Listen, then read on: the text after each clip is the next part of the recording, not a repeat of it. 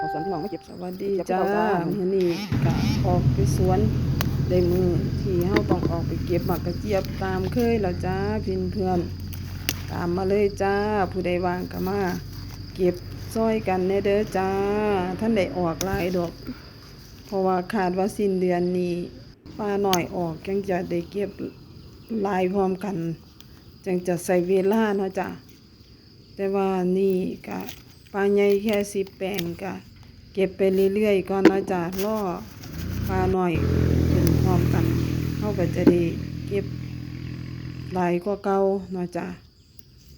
ก็เก็บไปเรื่อยๆคือเก่าละจ้าพี่น้องชีวิตคนเฮาบ่มีหยังอาชีพสวนตื่นขึ้นมาก็พากันออกไปสวนอยู่กับสวนบ่รกหญ้าก็รดผักเนาะจ้ะ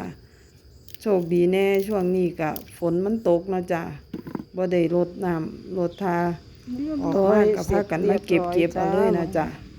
หญ้าก็บ่ได้กินนั่นปานใดเพราะว่าเอาใส่ผ้า ขาวบ่เต็ม ผ้าคลุมก็ดีอย่างหนึงเฮ็ดให้เฮามีเวลามากขึ้นนะจ้ะ เก็บมื้อที่3